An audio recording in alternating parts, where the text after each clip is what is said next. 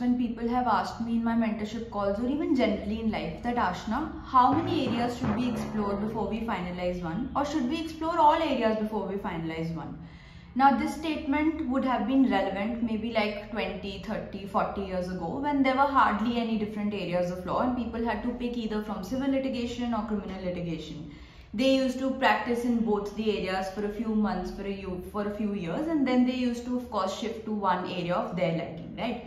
However, today, as and when the law has progressed so much and there are different domains of law starting from corporate laws, white collar crimes, arbitration laws, IPR laws, technology laws, competition laws, tax laws, cyber laws, sports laws, media and entertainment laws.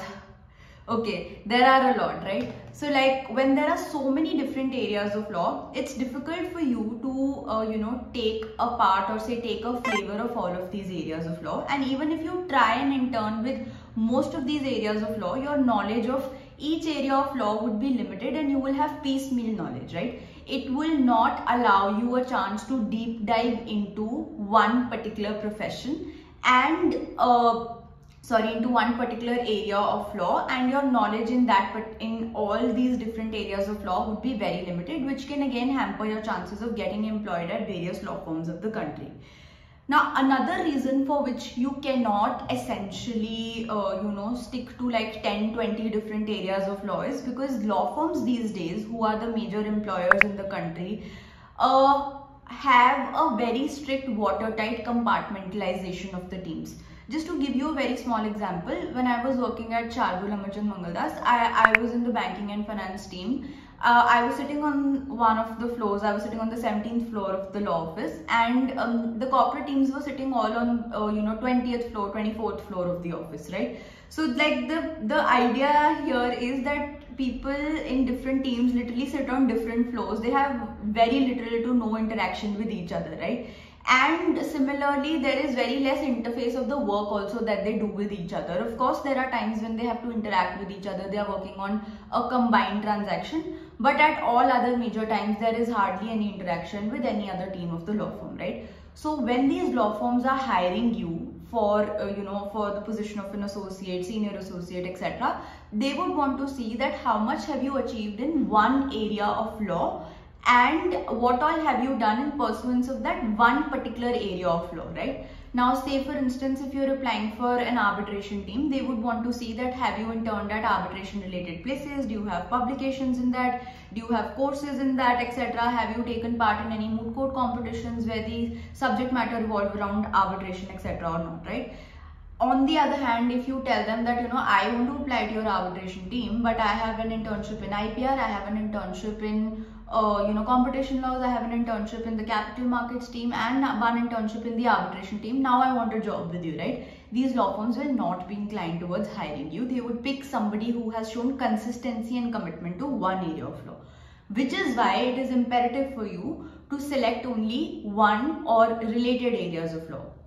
Now, the second most important and relevant question that comes in this area is that, Ashna, isn't it too risky for us to select only one area of law? What if, say, one team goes on hiring freeze, then we are left with nothing, right? Virtually nothing. Then what do we do? What is the solution for that?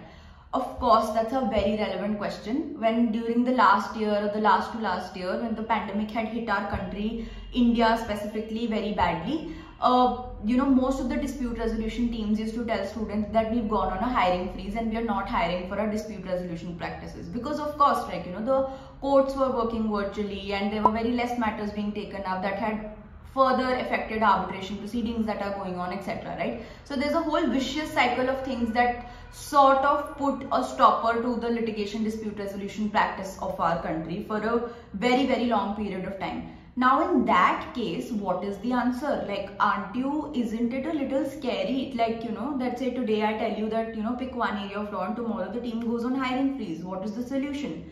The solution lies in skill stacking. So you stack your skills for different connected areas of law and then you proceed in one direction. So for example, if you stack arbitration and IBC together, you would see there are a lot of firms that take along IBC litigation and arbitration in the dispute resolution teams also, and sometimes IBC is taken separately in the banking and finance teams also, right? So in that scenario, if the dispute resolution team goes on a hiring freeze, you still have the option of going towards the IBC and the banking and finance team.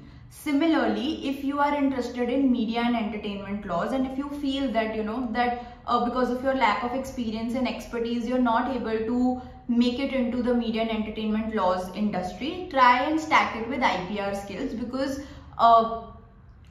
most of the roots of TMT lies within IPR laws. And once the market corrects itself, you can of course venture out from, or you can pivot yourself from IPR towards telecommunication, media and technology practice. Third example of this could be, say if you are interested in competition laws, and as we all know, because competition is such a niche and narrow area of law, there are very less opportunities in the country, right? And if you feel that you still want to be on the competition side of law and you want to stack it with something else, you can sort of pick the mergers and acquisitions team, because all the mergers and acquisitions transactions trigger competition law inevitably, right? So while working on M&A transactions, you will have to work, or you will get to work on competition law also along with it, right? So this is how you stack your skills.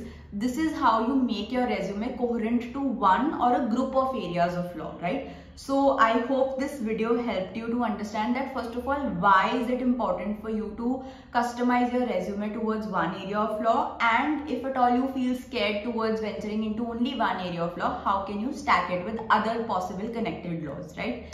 Now in the next video, in the coming video, I'm going to be discussing how to select the area of law. Like, say, to even begin with, that if we are pinpointing that fine, this is one area of law that I like, how are you selecting that area? How are you pointing towards that area?